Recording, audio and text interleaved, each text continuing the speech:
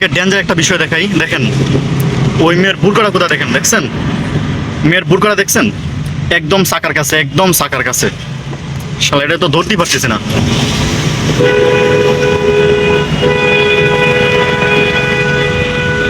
বাবা থামতেছে না তো, কেজা দিচ্ছে তাও থামতেছে না। দেখেন দেখেন কি অবস্থা, বুরকাটা একদম সাকার কাছে।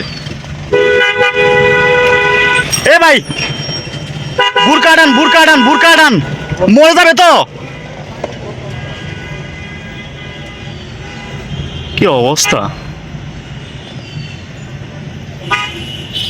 মানে মানে কি অবস্থা, আমি অনেকক্ষণ ধরে ফলো করতেছি, মানে আল্লাহর বান্দা থামতেছেই না। মানে হয়তো কোনো ইন্টারভিউ আছে, কোনো পরীক্ষা আছে, ওই জন্য মানে এত স্পিডে গাড়ি চালাচ্ছে এবং কোনো খেয়াল নিচ্ছে না। আজব মানুষ। লাস্টে খেজা দিয়ে থামাইলাম, আমি অনেকক্ষণ ধরে ফলো করতেছি কিন্তু ভিডিও চালু করলাম এখন। এগুলো তো খুব ডেঞ্জার বিষয়, সেন্সিটিভ বিষয়। অনেক সময় আছে রিস্কাতে দেখি অনেক মানে বোনরা উঠে, মানে উঠে একদম উশৃঙ্খলভাবে বসে, ওড়না থাকে একদিকে, নিজে থাকে আরেকদিকে। লাস্টে যখন গাড়ি থামাইয়া বলি তখন তারা অন্যরকম একটা ভাব নেয়। যাই হোক, মানে এগুলো সেন্সিটিভ বিষয়।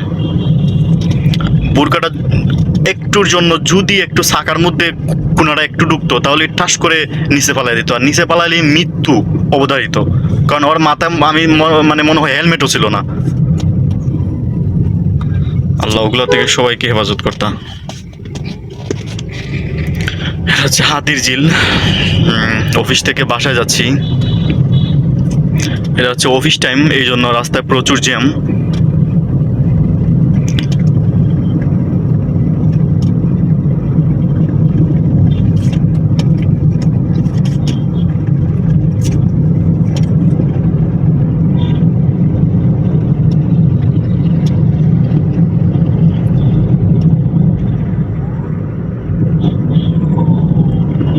এখানে কাঁটা তার দিয়ে আটকে দেওয়া হয়েছে, কারণ এখানে অনেকে মোটরসাইকেল গাড়ি নিয়ে এখানে এসে দাঁড়ায়, ছবি টবি ওঠায়, মানে অ্যাক্সিডেন্টের কারণ হয়ে দাঁড়ায়।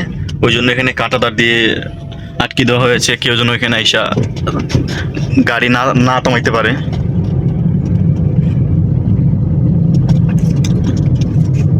সবাই ভালো থাকবেন, সুস্থ থাকবেন। গাড়িতে ওঠার আগে সব কিছু দেখে শুনে গাড়িতে উঠবেন। বিশেষ করে রিক্সা এবং মোটরসাইকেল, ওগুলো হচ্ছে খুবই ডেঞ্জার, সেন্সিটিভ বিষয়। আর হেলমেট ছাড়া তো গাড়িতে ওঠা একদম ঠিক না। আমি মনে করি মোটরসাইকেলে ওঠাই ঠিক না। আমার লাইসেন্স থেকে আমি মোটরসাইকেল বাতিল করে দিয়েছি শুধু ভয়ের জন্য, কারণ মোটরসাইকেল আমার কাছে মনে হয় একটা রিস্ক। যাই হোক, যার কাছে যেরকম লাগে। ভালো থাকবেন, আসসালামু আলাইকুম।